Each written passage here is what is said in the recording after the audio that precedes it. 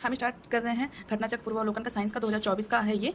और इसमें हम पहले चैप्टर से शुरुआत करेंगे। इसके कुछ इंपॉर्टेंट चीज़ दिए हुए हैं, हम इसको ना पढ़ के कुछ इंपॉर्टेंट चीज़ पढ़ेंगे, जैसे कि लंबाई का मूल मात्रक मीटर होता है, द्रव्यमान का मूल मात्रक किलोग्राम, समय का सेकंड, ताप का केल्विन, विद्युत धारा का एम्पियर, ज्योति तीव्रता का कैंडिला और पदार्थ का परिणाम का मोल होता है। और जैसे इधर भी दिया है भौतिक राशि और व्युत्पन्न मात्रक। इन सब को पढ़ने के बाद हम सबसे पहले सॉल्व करेंगे इसके क्वेश्चन, क्योंकि ये सारी जितनी चीज़ें लिखे हैं ये क्वेश्चन में सारे में इंक्लूड है। पहला क्वेश्चन है निम्नलिखित में से कौन सी मूल राशि, निम्नलिखित में से कौन सी मूल राशि भौतिक राशि है। तो इन सब में है बल, वेग, विद्युत धारा का, तो इसमें है विद्युत धारा। शक्ति का मात्रक होगा वाट, विद्युत की शक्ति की इकाई होगी वाट। और बल का मात्रक होगा न्यूटन, कार्य का मात्रक होगा जूल, आवृत्ति का मात्रक होगा हर्ट्ज। हर्ट्ज में क्या मापा जाता है, हर्ट्ज में आवृत्ति मापी जाती है।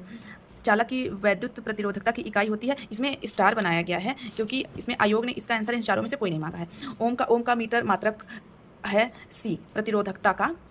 वो मीटर मात्रक है प्रतिरोधकता का। निम्नलिखित कौन सा एक सुमेलित नहीं है, जैसे सी इसमें सुमेलित नहीं। रेडियोएक्टिव पदार्थ की सक्रियता को तात्पर्य प्रति इकाई समय में अपक्षय होने वाले नाभिकों की संख्या से है। एसआई प्रणाली में इसकी इकाई बेकुरल है, ना कि क्यूरी। प्रकाश वर्ष किसकी इकाई है, तो प्रकाश वर्ष दूरी की इकाई है, इसमें एसआई होगा। प्रकाश वर्ष होता है, प्रकाश वर्ष द्वारा एक वर्ष में चली गई दूरी होती है। प्रकाश वर्ष है वह दूरी जो प्रकाश के एक वर्ष में तय करता है। खगोलीय दूरी प्रकाश वर्ष में मापने का कारण निम्नलिखित में से क्या है। प्रकाश की गति सदैव समान होती है। खगोलीय दूरियां विशेष से इसको छोड़ देते हैं, इसको पढ़ते हैं। 15 नंबर क्वेश्चन, एक पारसेक तारों संबंधी दूरी मापने का मात्रक क्या है। इसका आंसर इधर दिया हुआ, इसका आंसर है बी। तो इधर देख लेते हैं बी क्या है। बी है 3.25 प्रकाश वर्ष। पारसेक का मात्रक होगा दूरी। माप की कौन सी इकाई को 0.39 से गुणा करने पर इंच प्राप्त होता है, सेंटीमीटर। 6 फीट लंबे व्यक्ति की ऊंचाई नैनोमीटर में कैसे व्यक्त की जाएगी। इसमें इसका आंसर है 18 × 10⁻7 नैनोमीटर। और 19वां नंबर सवाल है 1 नैनोमीटर होता है, तो इसका आंसर है बी। 1 नैनोमीटर होता है 10⁻7 सेमी। और अब आ गए हम लोग 20वें क्वेश्चन पे। एम्पियर मापने की इकाई है, एम्पियर मापने की इकाई विद्युत धारा है। अब हम लोग पढ़ेंगे 21वें क्वेश्चन को। मेगावाट बिजली की मापने की इकाई है जो उत्पादित की जाती है। 21 का ए सही। सूची 1 सूची 2 से सुमेलित कीजिए तथा नीचे दिए गए कोड का सही प्रयोग कीजिए। तो इसमें दिया है इसका ऑप्शन डी, मतलब कि त्वरण का होगा मीटर पर सेकंड, बल का होगा न्यूटन, कृत कार्य का होगा जूल, आवेग का होगा न्यूटन सेकंड। इसका पूरा एक्सप्लेनेशन यहाँ पे दिया हुआ है। निम्नलिखित एसआई यूनिटों में कौन सी सुमेलित नहीं, इसमें डी सुमेलित नहीं है। दाब का एसआई मात्रक पास्कल होता है, ना कि डाइन। तो 23 का होगा डी आंसर। 24 में दिया है इकाई और प्राचल। हाँ, तो इसमें इसका आंसर होगा वाट का होगा शक्ति, नाट का होगा समुद्री जहाज की शक्ति, नाटिकल मील का होगा नौ संचालन, कैलोरी का होगा उष्मा। तो इसमें इसका आंसर हो जाएगा सी। सुमेलित कीजिए, इसमें भी सुमेलित करना है। तो जूल का क्या होगा, जूल का होगा कार्य, वाट का होगा एम्पियर का होगा धारा, वाट का होगा सामर्थ्य। तो इस प्रकार से इसका आंसर ए हो जाएगा। तो आगे 26 नंबर क्वेश्चन है। एक हार्स पावर को कितने वाट होते हैं। एक हार्स पावर में कितने वाट होता है, तो 26 नंबर का होगा सी ऑप्शन 746। एक हार्स पावर, 1 वाट बराबर यहाँ पे दिया हुआ है, 1 वाट बराबर होता है 1 जूल प्रति सेकंड। 27 नंबर पे आ गया। 27 नंबर निम्नलिखित में से कौन सा सुमेलित नहीं है। हाँ, तो नाट जहाज के चाल की माप होती है, ये सही है। नॉटिकल मील नौ संचालन में प्रयुक्त की इकाई है, ये भी सही है। एंगस्ट्रॉम प्रकाश के तैंतन की इकाई है। प्रकाश वर्ष समय माप की इकाई है। ये तो एकदम देख के ही पता चल रहा है कि ये डी वाला गलत है, क्योंकि प्रकाश वर्ष समय की नहीं दूरी की इकाई होती है। एंगस्ट्रॉम इकाई है, एंगस्ट्रॉम इकाई है तरंग दैर्घ्य की। 1 एंगस्ट्रॉम बराबर होता है 10 के पावर 1 एंगस्ट्रॉम बराबर 10 के पावर -10 मीटर। तो 29 का हो जाए, 28 का आंसर हो जाएगा 1 तरंग दैर्घ्य। और 29 नंबर में सूची 1 और सूची 2 दिया है, इसको मिलान करना है। तो वेग का, तरंग दैर्घ्य का, दाब का, ऊर्जा का और उष्मा का। तो इसका आंसर इधर दिया हुआ है सी। हाँ, तो उच्च वेग का होगा मैक। इसमें होगा उच्च वेग का होगा मैक, तरंग दैर्घ्य का एंगस्ट्रॉम, दाब का पास्कल, ऊर्जा का जूल। तो 29 नंबर का होगा, इधर आंसर दिया हुआ है 29 नंबर का होगा सी ऑप्शन जूल से उसी तरह संबंधित है, जूल ऊर्जा से उसी तरह संबंधित है जैसे पास्कल संबंधित है दबाव से। जैसे पास्कल संबंधित है 1 माइक्रोन बराबर होता है 1/1000 मिलीमीटर। तो 1 माइक्रोन बराबर होता है 10 के पावर -6 मीटर। 1 माइक्रोन की लंबाई होता है 23 नंबर। 21 नंबर का आंसर होगा सी। 23 नंबर 1 माइक्रोन लंबाई प्रदर्शित करता है 10 के पावर -4 सेमी की। तो इसका आंसर 23 नंबर का हो जाएगा बी। निम्नलिखित में से कौन सा एक सुमेलित नहीं है। तो डेसिबल ध्वन की प्रबलता की इकाई होती है, ये भी सही है। शक्ति की इकाई है, समुद्री मील नौ संचालन की दूरी की इकाई है, सेल्सियस उष्मा की इकाई है। तो इसमें डी होगा। सेल्सियस ताप मापने का मात्रक होता है, उष्मा का मात्रक कैलोरी होता है। तो सेल्सियस इसका 33 का होगा डी, जो यहाँ पे सेल्सियस दिया है इसका ताप होगा, और उष्मा का मात्रक कैलोरी होता है। तो हम 34 नंबर सवाल को पढ़ेंगे। निम्नलिखित में से कौन सी एक उष्मा की इकाई नहीं है। तो वाट उष्मा की इकाई नहीं है। उष्मा की इकाई निम्नलिखित में से कौन नहीं है, तो सेंटीग्रेड उष्मा की इकाई नहीं है, और सारे हैं।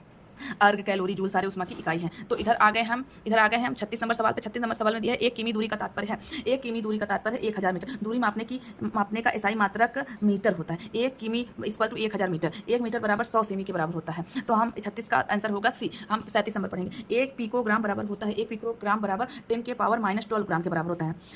तो 37 का नंबर का आंसर होगा सी। 1 पिकोग्राम बराबर 10 के पावर -12 ग्राम। 1 माइक्रोन बराबर 10 के पावर -6 ग्राम। 1 फेटोग्राम बराबर 10 के पावर -15 ग्राम। 1 मिलीग्राम बराबर 10 के पावर पावर -3 ग्राम, 1 नैनोग्राम बराबर 10 की पावर -9 ग्राम। तो इसको हम लिख भी सकते हैं अपने किसी भी नोट्स में, जो हमारा 60 नोट्स होगा जो एग्जाम के टाइम में हम पढ़ेंगे। तो अब तो 37 नंबर का आंसर होगा सी।